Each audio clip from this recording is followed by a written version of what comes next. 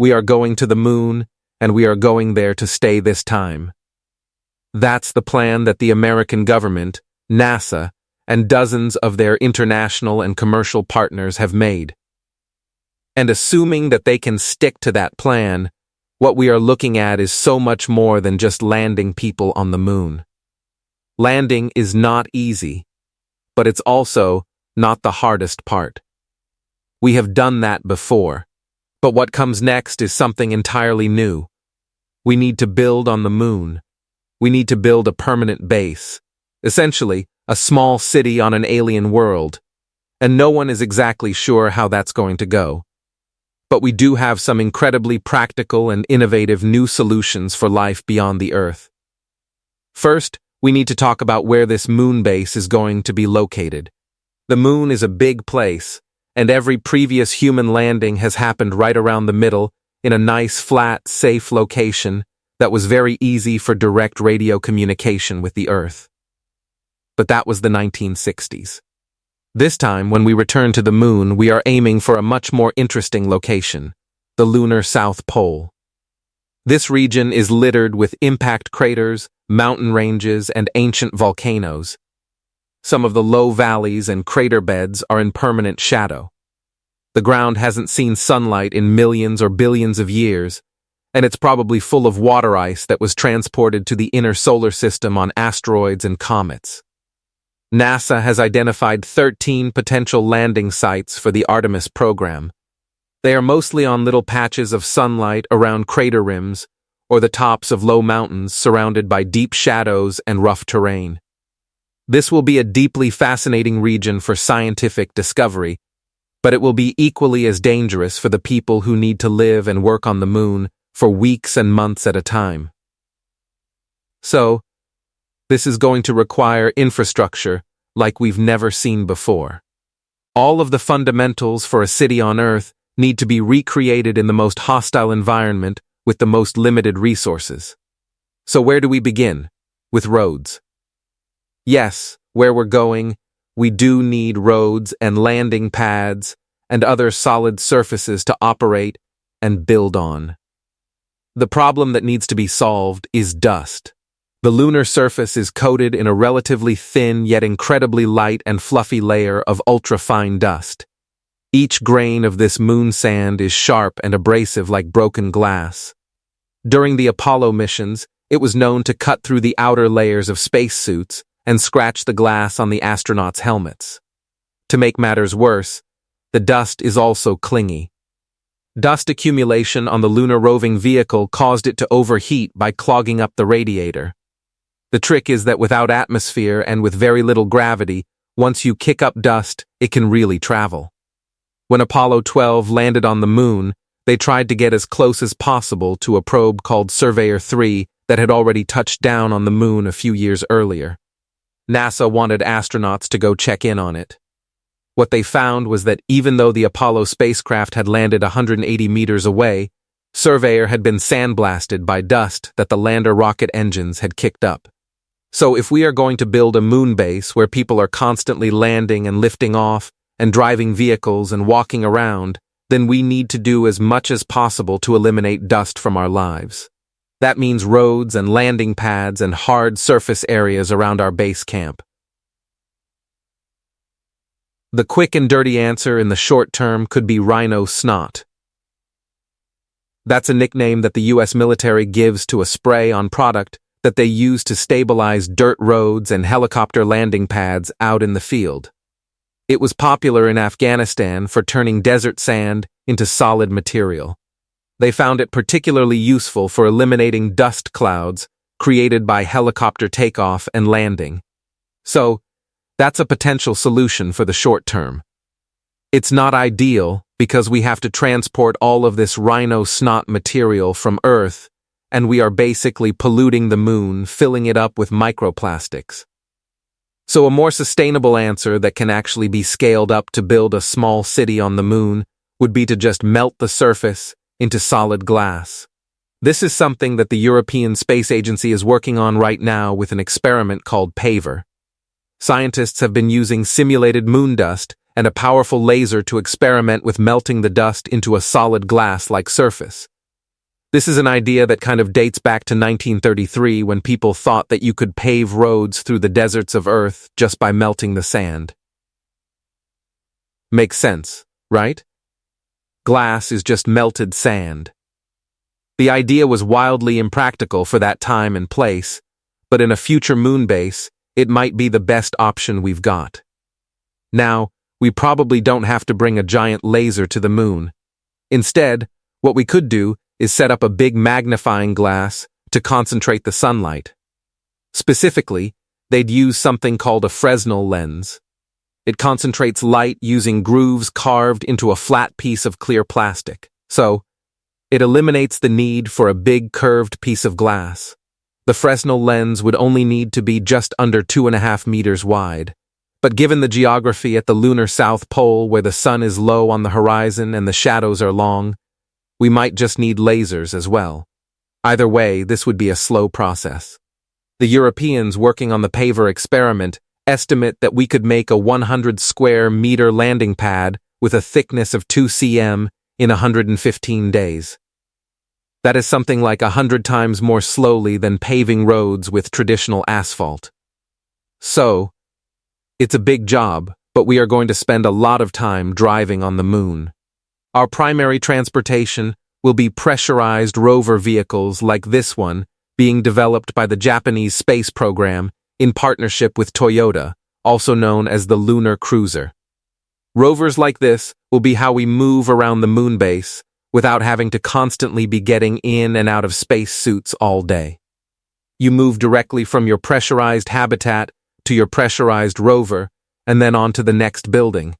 This is also how we explore deep into the wild. Lunar Cruiser is essentially an RV for the moon. It can support 2 astronauts on a road trip that can last for 30 days or more and would be powered by a hydrogen fuel cell.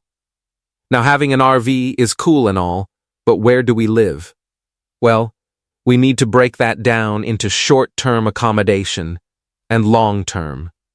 Building a moon base is not going to happen overnight, and NASA has already designed our first lunar house. They call it the Foundation Surface Habitat. It's a 3-story structure that combines a metal frame with an inflatable module and will support up to 4 people over a time period of about 1 month. Although the foundation will mostly be occupied by 2 astronauts, while the other 2 crew members are out exploring the moon in their pressurized vehicle. The ground level of foundation is a metal structure that will be 4 meters in diameter. It contains the airlock and EVA suits, plus a science station for geological experiments with lunar samples. Astronauts climb a ladder to reach the 2nd level in the inflatable module. This expands to 6.5 meters in diameter. This is also where we'll find the hygiene and exercise equipment. There's also a biology lab where astronauts will study the effects of the lunar environment on plants and animals. Going up to the 3rd level is the primary living space for the crew. There are beds, a medical station, kitchen, and computer workstation. There is also a human research lab where astronauts themselves become the guinea pigs in a study of how long-term habitation on the moon affects the human body. Now, if we can get past the foundation period, then we need to start building permanent structures on the moon. Something that provides a level of protection and security. We need to insulate ourselves from the dangerous cosmic radiation, mitigate the effects of wild temperature swings between the lunar day and night. And we also need to be protected from meteorite impacts. To accomplish this, we go back to the beginning of human architecture. We build with bricks. In the same way that scientists believe we can melt the lunar surface to create glass roadways, they also think we can bake moon dust into structural bricks. The idea is that we could still use something like an inflatable habitat or even a solid metal structure, but then we encase it in a shell of brickwork. This should mitigate most of the dangers from radiation and micrometeoroid impacts, while providing an insulating layer to make heating and cooling the habitat more efficient. China has already begun testing their own moon bricks. Their idea is to build this egg-shaped structure called the moon pot vessel.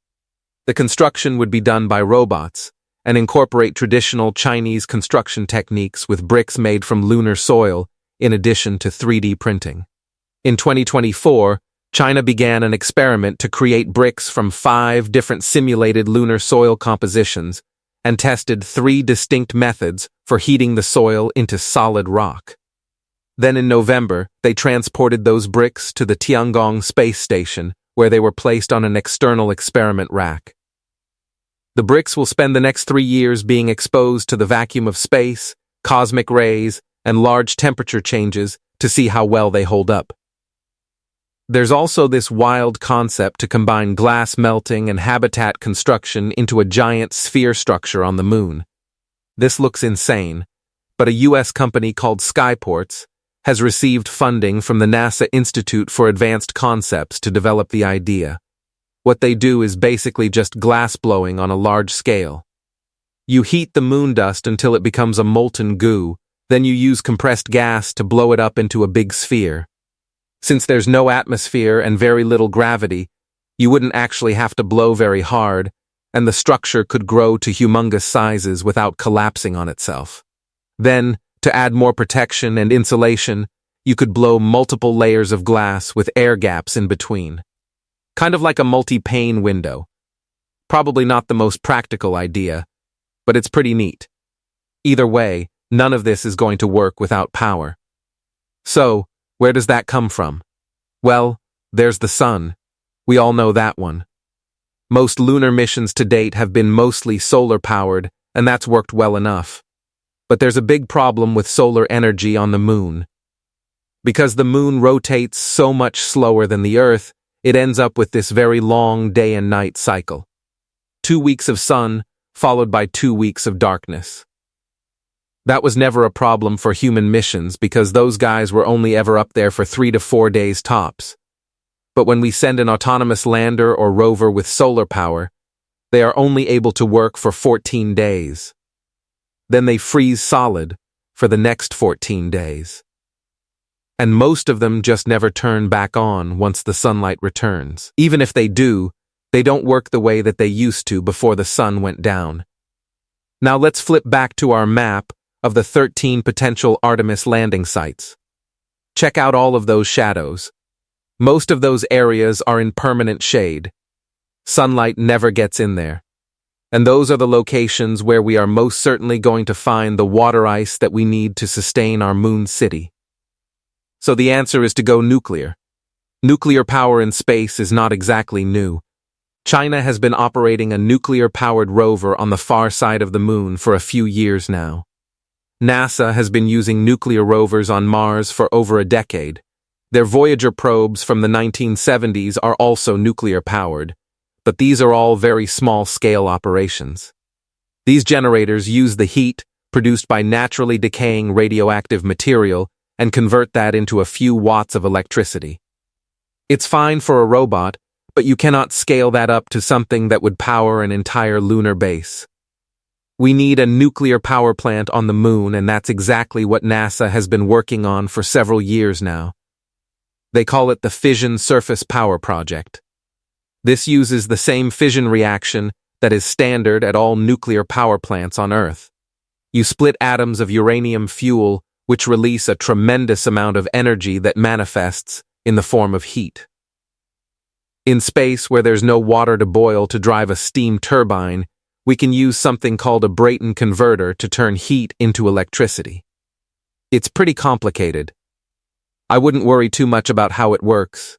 It just does. And one of the advantages to those shadowy craters that never see sunlight is that we can just put the nuclear reactor down in there and it will never overheat. The trick is that these reactors have to be small.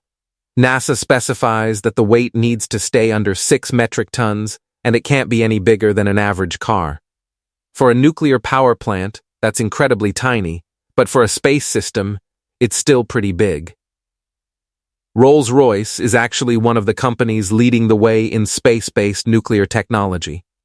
Most people probably only think they make super luxury cars, but Rolls-Royce has been manufacturing nuclear reactors for British Navy submarines for over 60 years now.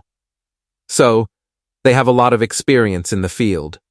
Their current micro-reactor design is aiming to produce between 50 and 100 kW of electricity, which on the high end would be enough to power a small factory or a few average houses.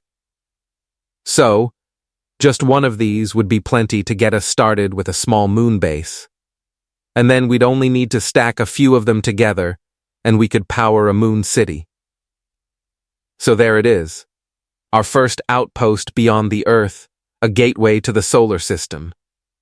If we can figure out how to not just live on the moon, but thrive and build and expand, then we've unlocked new possibilities in space that would never be possible from the Earth. This is how we boldly go where no one has gone before. Thanks for watching. Like, share, comment, and subscribe.